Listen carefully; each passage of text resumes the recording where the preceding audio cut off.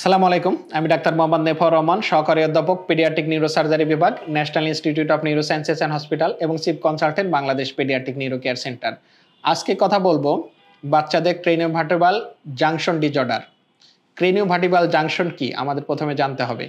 ক্রেনিওভার্টেব্রাল junction হলো আমাদের যে মাথা আছে, মাথার সাথে ঘাড়ে যে সংযোগ স্থল, মাথাটা ঘাড়ের সাথে লেগে থাকার যে জায়গাটা, সেই জায়গাকে আমরা ক্রেনিওভার্টেব্রাল জাংশন বলি।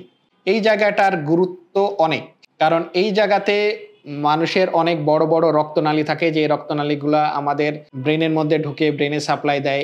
এই জায়গাতে থাকে, এই ছোট্ট জায়গার মধ্যে থাকে আপনার আমাদের স্পাইনাল কর্ড ব্রেন থেকে নামার পর স্পাইনাল কর্ড কেবল শুরু হয়েছে, সেখানে দেখা যাচ্ছে আমাদের হার্টের সেন্টার, রেসপিরেটরি সেন্টার এইগুলা কাছাকাছি থাকে।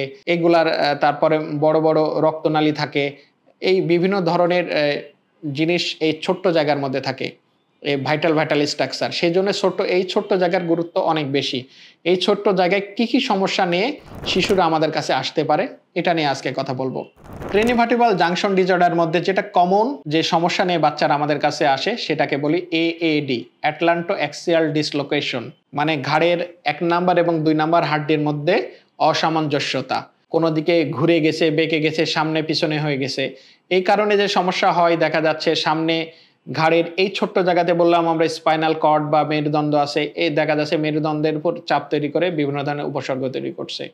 এছাড়া যে সমস্যা নিয়ে আসে কিয়ারি ম্যালফরমেশন, যেখানে আমাদের মাথাটা শেষ হয়েছে এবং ঘাড়টা শুরু হয়েছে, সেই জায়গায় ফোরামেন ম্যাগনাম নামে একটা জায়গা আছে, সেই দিক দিয়ে দেখা যাচ্ছে ওটা কোনো কারণে বড় হলে অথবা মাথার খুলির কোনো একটা অংশ ছোট হলে, পোস্টের ফোসা যেটা বলে, সেটা যদি ওভার ক্রাউডিং হয় বা ছোট হয়, দেখা যাচ্ছে মাথার ব্রেনটা ওই ফোরামেন ম্যাগনাম দিয়ে নিচে নেমে আসে, চাপে নিচে নেমে এসে যে স্পাইনাল কর্ড আছে, স্পাইনাল কর্ডের উপর চাপ দিয়ে বিভিন্ন ধরনের উপসর্গ তৈরি করে।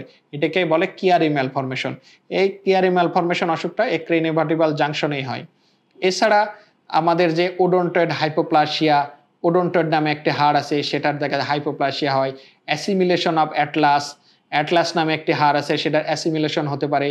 কিপলফেল সিনড্রোম নামে এক ধরনের ডিজিজ আছে, যেখানে দেখা যাচ্ছে বাচ্চার ঘাড়টা ছোট হচ্ছে এবং বাচ্চার যে ঘাড়ের হাড্ডিগুলো সেটা জোড়া লেগে গেছে এবং এর সাথে সাথে বিভিন্ন ধরনের উপসর্গ তৈরি করছে। সুতরাং ক্রেনিওভার্টেব্রাল জাংশন ডিসঅর্ডার যদি হয়, সাধারণত বিভিন্ন ধরনের উপসর্গ নিয়ে আমাদের কাছে বাচ্চারা আসে। আমরা বিভিন্ন ধরনের পরীক্ষা করি। এই পরীক্ষার মধ্যে এক্স-রে, সিটি স্ক্যান, এমআরআই এগুলা করে সাধারণত কোন ধরনের ক্রেনিওভার্টেব্রাল জাংশন ডিসঅর্ডার হয়েছে সেগুলো আমরা সাধারণত নির্ধারণ করি। ক্রেনিওভার্টেব্রাল জাংশন ডিসঅর্ডারের অধিকাংশ চিকিৎসা সেবাই সাধারণত অপারেশনের মাধ্যমে করা হয়।